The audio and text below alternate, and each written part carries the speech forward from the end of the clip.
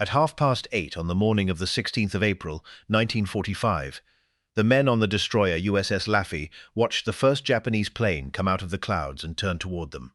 They were alone. Their ship sat by herself at a spot on the ocean the Navy called Radar Picket Station No. 1, about 30 miles north of Okinawa, and every man aboard knew what that assignment meant. The pickets were the ships the kamikazes reached first. For the next 80 minutes, the sky over the Laffey would fill with aircraft trying to crash into her, one after another, and the 336 men aboard would fight for the life of their ship in what a great naval historian later called, quite possibly, the most intense attack any ship has ever survived. The first attackers came almost politely, one or two at a time. A little after 8:30, a Japanese dive bomber bored in from the port bow, through the Laffey's 5-inch fire, clipped the top of a gun mount, and splashed into the sea just off the stern. The gun crew inside that mount lived only because their captain had ducked into the turret a moment earlier to clear a jammed round. It was the first of many times that morning that the line between a man living and a man dying would come down to a matter of seconds and inches. The Laffey's gunners were good. Becton had trained them relentlessly, and for a while, they knocked the planes down as fast as they came. The first 8 attackers never touched the ship. Then the arithmetic turned against them. The Japanese had not sent a handful of planes. They had sent a swarm, and they came at the Laffey from several directions at once, so that the ship could not bring all her guns to bear on any single one. A destroyer can only point so many barrels at so much sky. When 4 or 5 aircraft dive on you together, from different bearings, some of them are going to get through, no matter how well your gunners shoot. And over the next hour, they got through.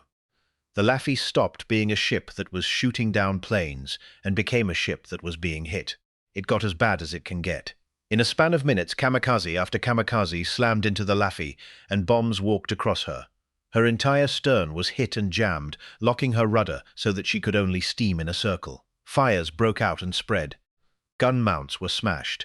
Below decks, men fought floods and flames in the dark, and still the planes kept coming, because the Laffey, circling and burning, was exactly the wounded, isolated target the kamikazes had been sent to find.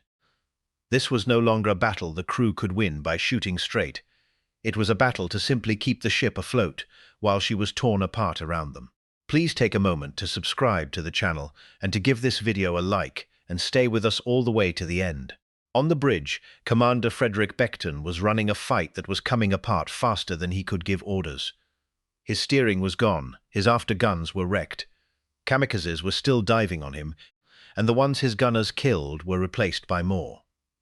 A plane would come in, and every barrel that could still train would hammer at it, and sometimes it fell into the sea, and sometimes it did not, and when it did not, another piece of the Laffey was destroyed. Becton later said the attacks came so fast that he stopped being able to count them. He simply moved from one crisis to the next, keeping the ship fighting, because the alternative was to stop. And a destroyer that stops fighting in a kamikaze storm is a destroyer that dies. The gun crews are the heart of what happened on the Laffey. As the automatic systems failed and mounts were knocked out, men kept their guns firing by hand, loading, aiming, and firing by muscle and eye, standing in the open on a burning deck with aircraft diving straight at them. Some of them were firing at a plane they already knew was going to hit them, and they kept firing anyway. Because a kamikaze shredded by gunfire on the way in does less damage than one that arrives whole.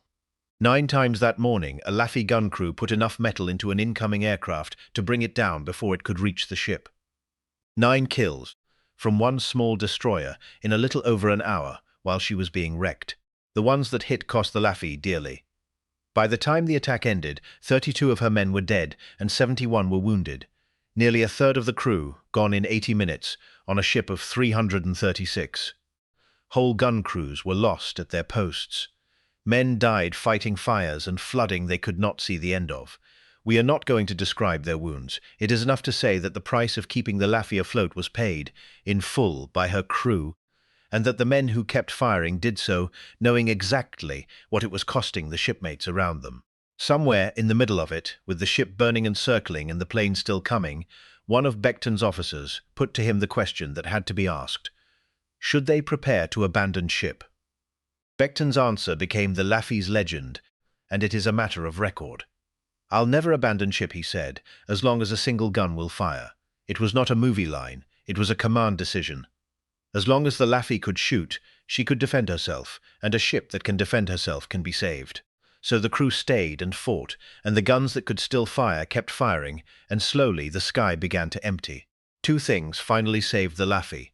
The first was the crew, the damage control parties, who went into the fires and the floods, and fought them to a standstill, section by section, keeping the sea out of a hull that had been punched open in a dozen places. The second came from above, American fighter planes, Corsairs, and others flying combat air patrol over the pickets, waded into the attackers, and in the swirling fight over the Laffey, they shredded the Japanese formation, chasing kamikazes down onto the water. Between the guns below and the fighters above, the storm that had been breaking over the ship for more than an hour began at last to thin. By around 10 in the morning, roughly 80 minutes after the first plane turned toward her, it was over. The last attackers were gone, shot down, driven off, or simply out of aircraft to send. The Laffey lay wallowing on a calm sea, circling slowly on her jammed rudder, on fire in several places, her stern a mangled ruin, her decks torn. But she was afloat. Becton surveyed what was left of his ship and made a cold professional assessment. Even now, wrecked as she was, he rated the Laffey about 30% combat effective. She could still, if she had to, fight. She had taken everything the Japanese could throw at her in 80 minutes, and she had not gone down. She could be, and she was. Other ships came alongside the burning destroyer to help fight her fires and take off her wounded. The next day, the 17th of April, the Laffey was taken under tow and brought to anchor off Okinawa. The immediate danger of sinking was past. What was left was a long, slow journey home, a wrecked ship, crawling across the Pacific under tow, and later, under her own battered power, carrying her dead and her survivors away from the picket line that had nearly killed her.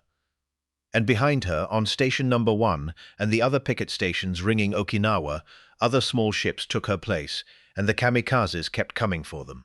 That last question, why the Laffey was out there alone in the first place, offered up as a target 30 miles ahead of the fleet, is the one that turns this from a single ship's ordeal into something larger. Because the Laffey's 80 minutes were not a freak event. They were one especially violent hour in a campaign that was, by the spring of 1945, grinding up American ships and Japanese pilots at a rate almost no one at home understood.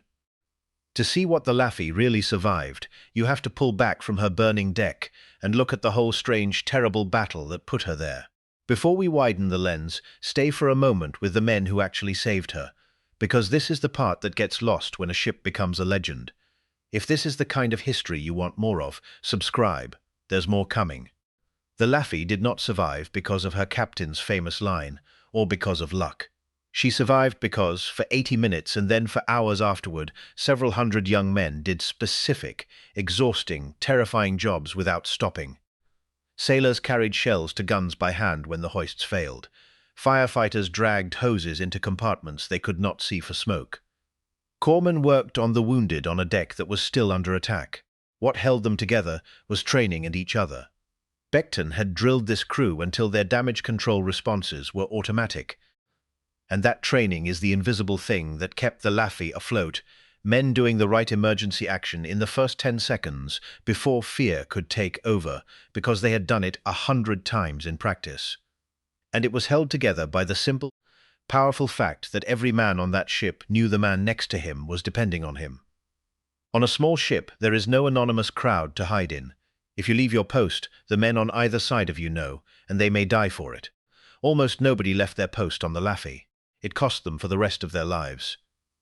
The men who came off the Laffey carried that 80 minutes with them into old age, the friends lost at the guns, the fires, the planes coming out of the sun. Many of them, in the way of that generation, said very little about it for decades, but they held on to each other. Laffey survivors met and wrote and kept the memory of their ship and their dead alive among the few people on Earth who could truly understand what the 16th of April had been. And they had one advantage that the survivors of most terrible battles never get. Their ship survived too, and they could go back and stand on the deck where it happened. We'll come back to that ship, because what became of her is the best ending this story could have. But first, the promised step back. To understand why the Laffey was anchored out there as bait, and why an enemy would send wave after wave of young men to deliberately crash their aircraft into her, you have to understand the two forces that collided at Okinawa in the spring of 1945. An American fleet that could not be beaten in open battle, and a Japanese military that had decided to stop fighting battles it could win and start spending its pilots' lives directly. By April 1945, the United States had all but destroyed Japan's navy and merchant fleet and had brought the war to the doorstep of the home islands. Okinawa was the last island before Japan itself, and America invaded it on the 1st of April with the largest amphibious force of the Pacific War. The Japanese could not stop that fleet with ships. They barely had any left, so they turned to the weapon they had left in abundance: young men and aircraft, and the willingness to trade one of the first for one crash into an American ship. They called the mass attacks Kikusui, Floating Chrysanthemums, and they threw them at Okinawa in waves of hundreds of planes at a time. To defend the fleet, the Navy built a ring of radar picket stations around Okinawa, positions 30 or more miles out, where a destroyer or two would sit with their radar sweeping the sky to detect the incoming raids early and vector American fighters onto them. It was vital work. It was also close to a death sentence. The picket ships were the first thing the kamikazes saw, out ahead of everything else, isolated and alone, and the Japanese pilots, trained to hit the first worthwhile target, hurled themselves at the pickets in droves. Sailors began, grimly, to call the radar picket line the place where ships went to die. Station number 1, the Laffey station, was the northernmost and most exposed of them all. The Laffey herself was almost brand new, a Sumner-class destroyer commissioned in early 1944, and she was already a veteran. She had screened the D-Day landings at Normandy, firing on the Utah beach defenses, before being sent to the Pacific. Her captain, Commander Frederick Julian Becton, was a serious, demanding professional who had already survived having a ship shot out from under him earlier in the war, and who had responded by training his new crew until they could fight the Laffey in their sleep. When the orders came sending the Laffey to Radar Picket Station No. 1, Becton understood exactly what he was being asked to do. He was being asked to take his ship and his 336 men and be bait. He took them. And it is worth saying, here, something honest about the men on the other side. The kamikaze pilots who dove on the Laffey were not demons. Many of them were very young. Students, boys of 19 and 20, some with only a few hours of flight training, sent aloft by a military that had run out of every option except their lives. Some went willingly, believing they were dying to protect their families and their country. Some went because there was no way to refuse. Whatever drove each of them, they were human beings.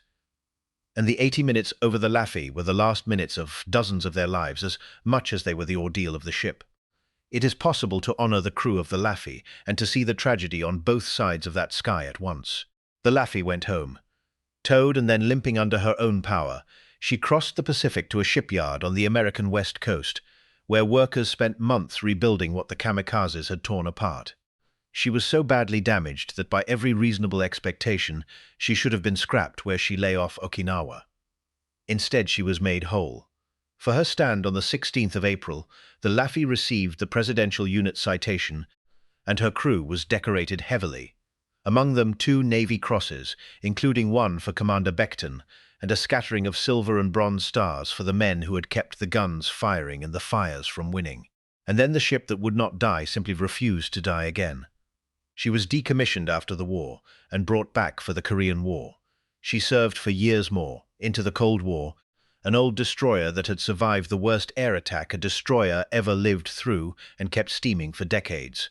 And when she was finally, truly finished, she was not scrapped. She was preserved.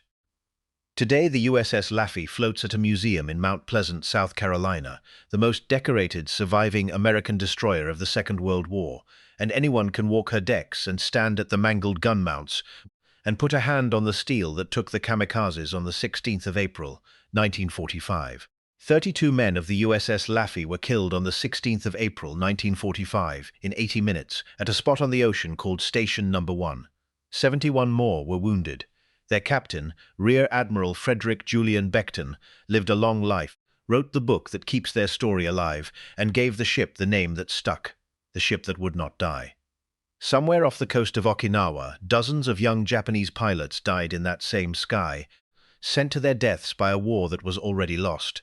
And the ship they could not sink is still floating 8 decades later in a South Carolina harbor with her scars deliberately left unrepaired, so that people can see, with their own eyes, exactly what those men lived through. 22 aircraft, 80 minutes, one small destroyer alone 30 miles ahead of the fleet, hit again and again and again, and still shooting when the sky finally emptied, the Laffey was sent out to be a target, proof that a ship, like the men who crew instead, and simply comes to go down, can take a blow that should be fatal and simply refuse to go down. People still debate the radar picket strategy, whether it was right to anchor small ships out there as bait to be crashed into, and whether there was any other way to shield the fleet from the kamikaze storm. Maybe you have a view.